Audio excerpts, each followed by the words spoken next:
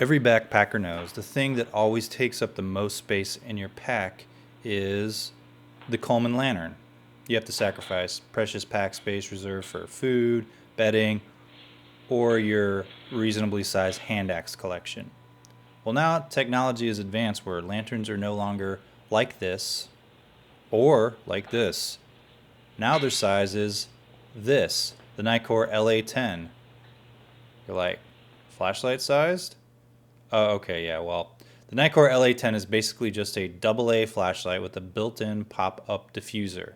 The LA10 is a twisty, 4-mode compact flashlight lantern thingy that uses a bright XPG2S3 cool white emitter and generally takes up a fraction of the space a traditional LED lantern does. This is more of a backpacker's lantern where you don't need a ton of light. The main body is constructed out of a durable aluminum, and the pop-up diffuser is plastic because translucent aluminum isn't affordable yet, or doesn't exist.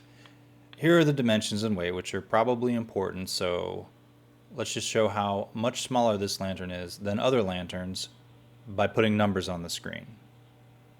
The LA10 comes in two varieties, the cool white version reviewed here, or the high color rendition index or high CRI version called the LA10 CRI, which uses a Nicha emitter. The LA10 includes a spare O-ring, a lanyard, and a manual. The LA10 has 4 output modes, and since it's a lantern, one has to blink, right? My figures and night cores are on the screen. First is low. Then is mid. Then is high. All 3 modes are well spaced. Oh, sorry. Then there's the beacon mode, which blinks occasionally. I don't know if it's bright enough to see from the sky, but whatever. How about operation? The LA10 operates like a tube of your lipstick. It's a twisty, so put in your AA battery and close it up. The pop-up diffuser also twists, so when you're changing modes, I find it's best to hold the part right above the tail cap. It's got a different texture. Now twist to enter low.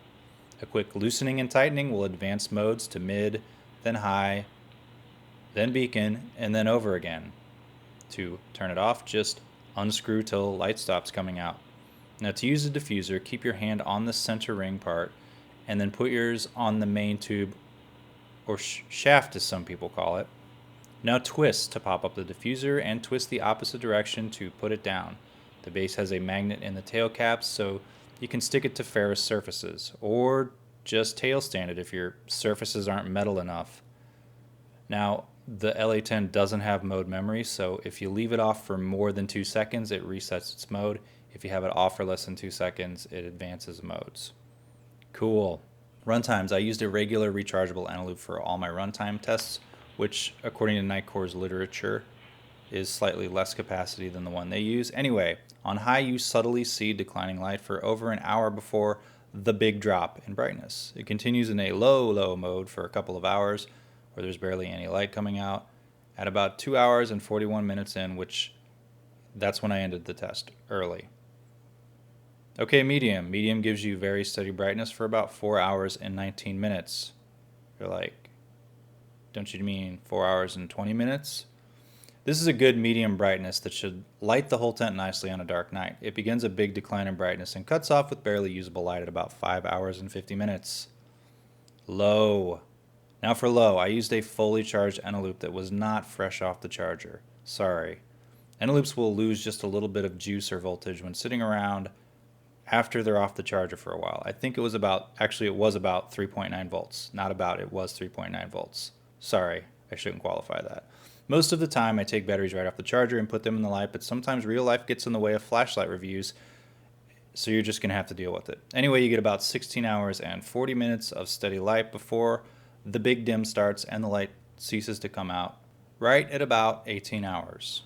Beam shots. I'll do a mixture of stuff here so you have an idea of the utility of this light and how the changing of the plastic thing affects light output. Here are a few flashlights I compare it to in flashlight mode that put out about in the mid 100 lumen range. First is the LA10. It's pretty floody and scatters the light around. This light is not meant to throw far distances. It's a compact, highly diffused light in flashlight mode. You're like, it's a lantern, I get it. Then there's the Fenix LD15. You've seen this one before. I reviewed it a few years ago. Go back and watch that one just to see how my videos have changed. I used to point and shoot with those. Both this and the Nitecore are cool white tinted lights, and neither have visible PWM on any mode, which that's irritating on a lantern. Here's an O-light I reviewed a few weeks back. It's a cool white light. Go watch that one too. It's quite a bit smaller and runs off a AAA battery. Okay, back to the Nitecore for a second. Cool. And now the Astrolux A01, which I've been meaning to review for a long time but have not gotten around to yet. It's a AAA powered light with a more warm tint. I really prefer warmer tints for lantern type lights because it looks closer to old Coleman lanterns, which mine's not running, so sorry I didn't put it in the review. I just don't have time to work on it right now. Okay, briefly I'll put the light in all flood mode, and it's pretty diffused even compared to itself in the more flashlight type mode. Okay, now how about I compare it to another LED lantern I have that I reviewed over a year ago now. I don't like to toot my own horn, but that's my favorite review I've ever done. Please go check it out. The Nitecore first. Now remember, when a light uses less batteries, you get less runtime most of the time. Now the Thorfire, which uses 3 AAA batteries, is much bigger. This lantern also has more functionality and takes a few different kinds of batteries.